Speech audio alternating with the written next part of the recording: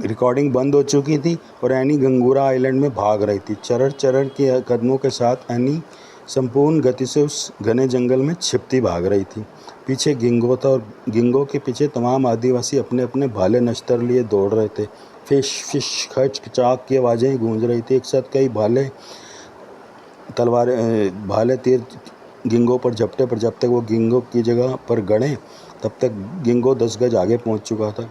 एक का गिंगो पलटा और उसने पीछे आते के आदिवासी पर छलांग मारी। अगले ही पल आदिवासी का पेट चीरता गिंगो दूसरी तरफ से कड़ाक करती हड्डी के साथ ज़मीन पर गिरा तो आदिवासी हैरत में अपना चिरा हुआ पेट देखता धड़ाम से गिरा। बाकी आदिवासी वहीं मूर्ति की तरह थम गए और गिंगो लंबा सा मोड़ लेता दोबारा एनी की तरफ भाग लिया। ऐसे उस जानवर में अक्ल भी थी। जब तमाम आदिवासी उस बंदी महिला की जांघों के जोड़ से निकलता सोच रहे थे तो गिंगो नाभि फाड़ कर बाहर निकला था और सभी को गच्चा दे गए थे। अब भी वो लंबा मोड़ काटता यानी कि पीछे भागा था। यानी मस्तिष्क का उपयोग करना उसे भी आता था। हेल्प हेल्प यानी मोबाइल कानों से लगाए जंगल की नरम ज़मीन पर भागती जा रही थी। यह आवाज़ें ब्लैक टीवी स्क्रीनों पर पूरी दुनिया में सुनी जा रही थी, पर दृश्य नज़र न आ रहा था क्योंकि एनी का मोबाइल ऑन था। तभी एनी का मोबाइल गिरा और फिर वो भी एक पत्थर से टकराती गिरती चली गई। किचर किचर। अगले ही पल गिंगो उसके नज़दीक पहुंचा और मुंह से यह वहशियाना आवाज़ निकालता उसके गिर्द घूमने लगा। एनी की आंखों में ज़माने भर का खौफ नाच उठा। Any any. तभी कुछ दूर गिरे मोबाइल से माइकल की आवाज़ आई। ठीक तो हो ना? वो अंडे कहाँ रखता है गिंगो? Shut up you bastard. Annie के चीखते चीखते ही आंसू आ गए।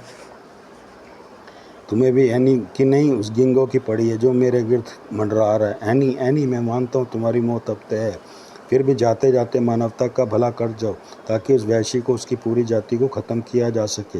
बता दो वो अंडे कहाँ रखता है? वो अंडे। कहते कहते ही एनी को अपनी ओर झपटती मौत पर ही रोना आ गया। वो लगभग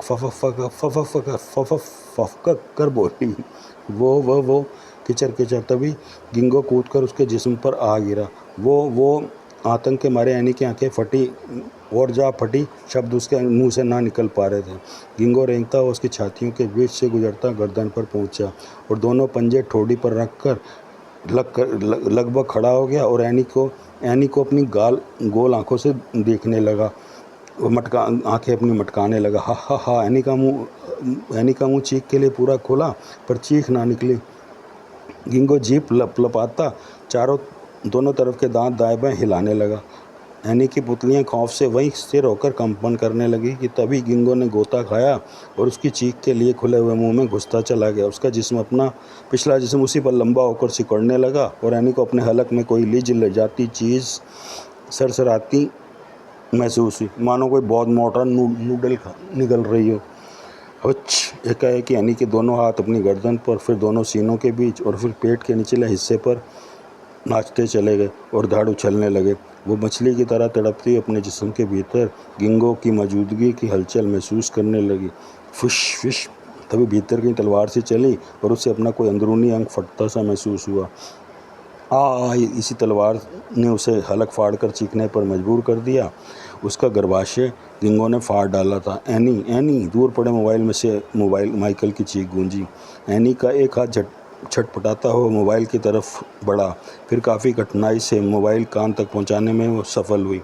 माइकल के रुके शब्दों में बोली, घुस गया है गिंगो मेरे भीतर, फाड़ डाला है उसने मेरा गर्भाशय और अब मैं दूंगी उसके अंडों को जन्म। नहीं, माइकल ने पूरा गला फाड़ा। हाँ माइकल, औरत के जिस्म में रहने वाला ये जानवर उसी के गर्भाशय का इस्तेमाल करता है और अपना वंश आगे चलाता है। तभी इसे औरत शरीर ज़्यादा रास आता है। अब मुझे ही देना पड़ेगा इसके बच्चों को जन्म। पूरी मानवता को जन्म देने वाली औरत आज वहशियत को जन्म देने जा रही है और यह मेरा नहीं, उस कुदरत का नियम है, उस कुदरत का ही हुक्म है। तभी एनी का एक हाथ ऊपर आसमान की तरफ उठता गिरता नीचे गिरा और शरीर अचेत हो गया। Any any. झींगा लाला हूँ। तभी एनी के गिर्द आदिवासी पहुँचे नाचने लगे। फिर एनी को उठाया गया और वापस उसी सलीब पर ही जाकर टांग दिया गया जहाँ पहले से एक लाश टंगी थी और उसी लाश में से गिंगो निकला था और अब दूसरी जिंदा लाश यानी एनी के भीतर जा छिपा था। गिंगो ने घर बदल लिया था और हैला की जगह ऐना ने ले ली थी।